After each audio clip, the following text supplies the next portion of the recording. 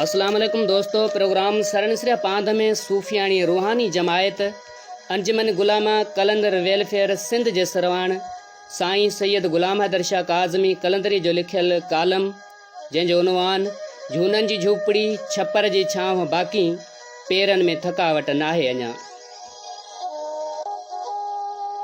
साईं जिन अॻिते लिखनि था जंहिं समाज मुआशरे क़ौम में रोशो वधी वञे, अमली तरीक़ेकार मोकिलाणी वारी वाट अॾां हुजे, जिते हर को फ़र्द उन लाइ जीए जीअं ॿिए ते पाण खे हावी करे सघे।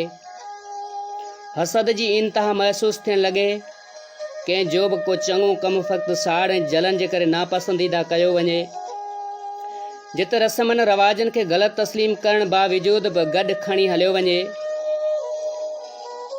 जिते 100% सम्झण बावजूद त असां सां फलाणो धोखो पियो करे, पोइ बि पंहिंजी वाग उन जे हथ में ॾेई थकल टुटल जिस्म जो फिटो कयो वञे, जिते चेक ऐं बैलेंस जो को बि सिस्टम ई न हुजे, जेको ज़ोर सभु कुझु उन जो, पोइ भला मायूसी ऐं महरूमी जनम न वठंदी त ॿियो छा थींदो।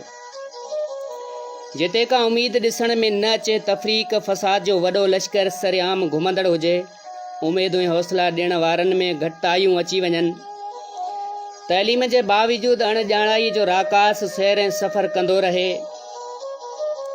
पोइ अहिड़ियुनि हालतुनि में के लोभ ऐं लालच खां हटियल कुझु अलालोक फुकराए सभु कुझु ठीकु थी वेंदो जूं जेकॾहिं रिटूं लॻाए हौसला फ़राहम कंदा रहनि, त उन्हनि अज़ीम इंसाननि खे फ़क़्ति जसी ॾेई सघिजे थी।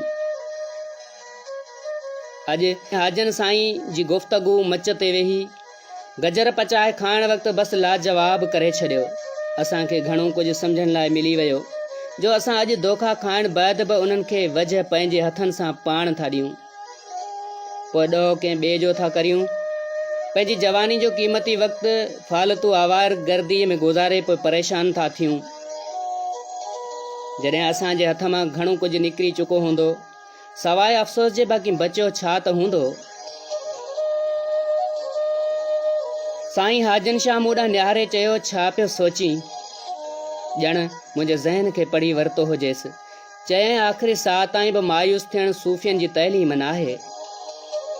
हर वक़्तु हौसलो ऐं जुरियत मंदी क़ाइमु रखणी आहे। सभ खां वॾो उस्ताद तव्हांजो वक़्तु ऐं अव्हां पाण आहियो। गौर फिक्र ऐं एहतसाब करणु सिखो, मतां इहो फरीज़ो कंहिं ॿिए जे हिसे में न अचे। बस अञा बि अव्हां क़ीमती आहियो। नाजाइज़ तरीक़ा छॾियो, उन्हनि में बरकत नाहे, फ़क़्ति अखियुनि जो ढउ आहे। जेका शइ अव्हां खे पसंदि न आहे, इहा ॿिए लाइ बि न सोचियो। बसि ईअं करण सां घणो कुझु तब्दील थी सघंदो। ॾिसो, अॼु बि हिन हणहणा वारे दौर में ही झूपड़ी केॾी न वसी दर्सगाह पई लॻे। जेके समाज खां कटियल ऐं नाकारा थियल फ़र्द हिते गॾु थी हौसलो ऐं हिमत करे निकिरनि था, जेकॾहिं अहिड़ियूं हक़ीक़ी झूपड़ियूं जझूं थी पवनि अव्हां जे रूप में, त केॾी न हम आहंगी पैदा थींदी। ही अफ़रा तफ़रियूं, कावड़ूं, ॾोरापा, इदावतूं पंहिंजे मौत पाण मरी वेंदियूं। अवी ॾिसंदा, बसि जुस्तजू करियो, पाण खे अकेलो न सम्झो।